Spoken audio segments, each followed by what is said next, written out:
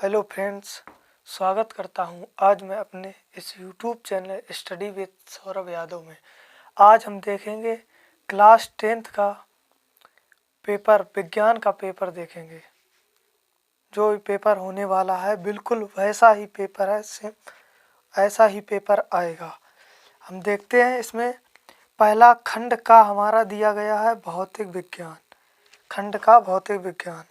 इसका पहला प्रश्न है कि 220 वोल्ट 100 वाट बल्ब को यदि 100 वोल्ट पर प्रयोग किया जाए तो बल्ब की शक्ति कितनी होगी।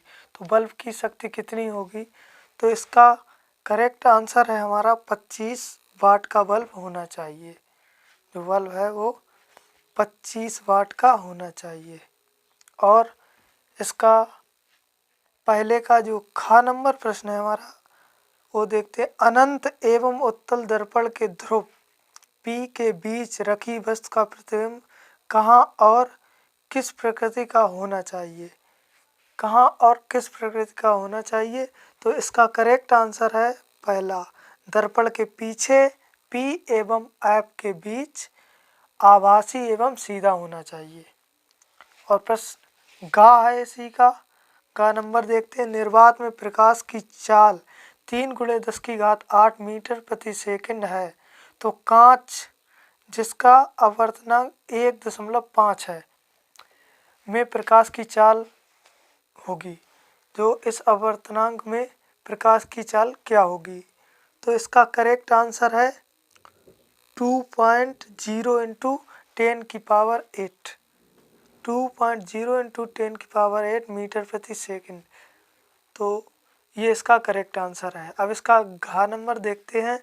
निम्न परपथ में A एवं B बिंदुओं के बीच तुल्य प्रतिरोध है, इनके बीच प्रतिरोध निकालना है। तो इसका जो करेक्ट आंसर है वो करेक्ट आंसर है 1 ओम। 1 ओम इसका करेक्ट आंसर है। अब आगे देखते हैं प्रश्न नंबर 2। दूसरे प्रश्न में क्या दिया है। दूरदृष्टि दोष को परिभाषित कीजिए। इसको दूर करने के लिए आप किस प्रकार का लेंस प्रयोग करेंगे। जो इसमें दूरदृष्टि दोष क्या है, जब निकट की वस्तु स्पष्ट दिखाई ना दे तो उसे कहते हैं दूरदृष्टि दोष। और इसको दूर करने के लिए उत्तल लेंस का प्रयोग करना चाहिए। इसको दूर करने के लिए उत्तल लेंस का प्रयोग करना होगा। और प्रश्न नंबर हम 2 का खा देखते हैं। स्वच्छ आकाश का रंग नीला क्यों दिखाई देता है। जो स्वच्छ आकाश का रंग नीला दिखाई देता है वो देता है प्रकीर्णन के कारण। प्रकीर्णन के कारण मुझे ये नीला दिखाई देता है। हाँ, मुझे नहीं, सभी को ये नीला दिखाई देता है। अब देखते हैं आगे। अब प्रश्न इसी का गा है कि 1.5 वोल्ट के एक सेल का आंतरिक प्रतिरोध 0.5 ओम है। इस सेल द्वारा प्राप्त अधिकतम धारा का मान क्या होगा। जो ये सेल है इसमें अधिकतम धारा का मान क्या होगा। इसे सॉल्व करेंगे फॉर्मूले से B बराबर आई आर से। B बराबर आई आर से इसे सॉल्व करेंगे तो इसमें निकालना क्या है, धारा। तो धारा I, तो I बराबर B upon R. B upon R तो 0.1.5 बटे 0.5 तो कितना आया। इसका आया 3 एम्पियर। 3 एम्पियर आएगा इसका आंसर।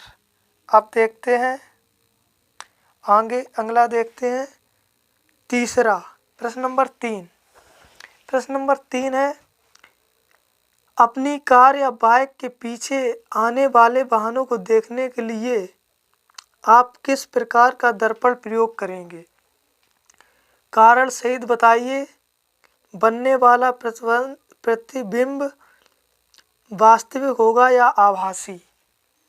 प्रश्न नंबर 3 का आंसर है उत्तल दर्पण का प्रयोग करते हैं और जो इसके द्वारा बहुत बड़े क्षेत्र में फैली वस्तुओं के प्रतिबिंब देखे जा सकते हैं, इसलिए प्रयोग किया जाता है और इसका दृश्य क्षेत्र बड़ा होता है और इसका जो प्रतिबिंब बनेगा वो बनेगा आभासी। इसका प्रतिबिंब आभासी बनेगा। और इसी में एक अथवा में दिया गया है,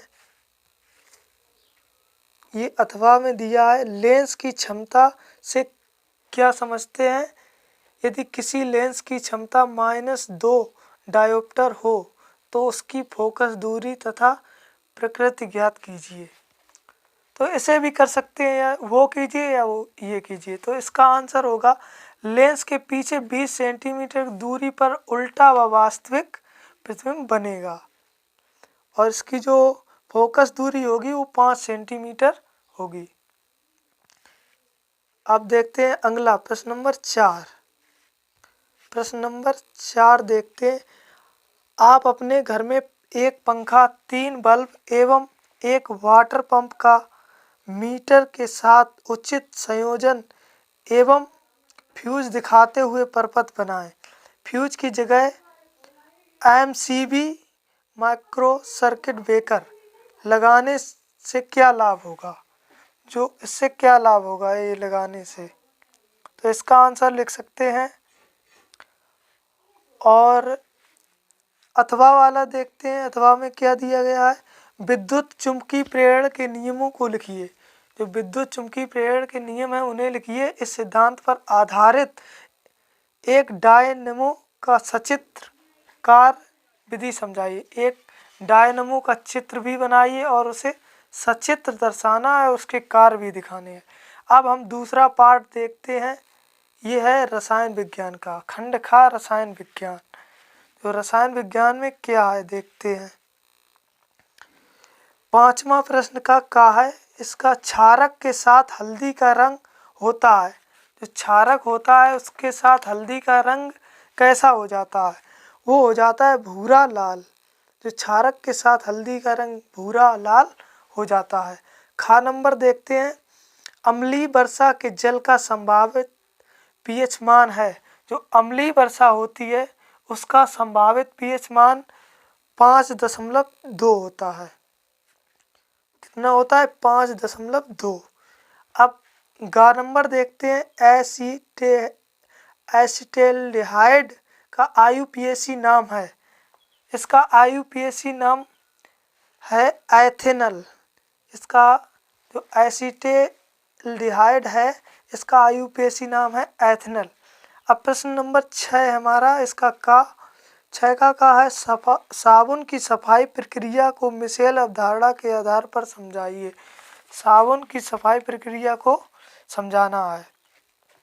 और इसके बाद खा नंबर प्रश्न है इसी का, प्लास्टर ऑफ पेरिस बनाने की विधि, एक विधि एवं एक उपयोग को आवश्यक रासायनिक समीकरण देते हुए लिखिए। तो इसको रासायनिक समीकरण देते हुए लिखना होगा।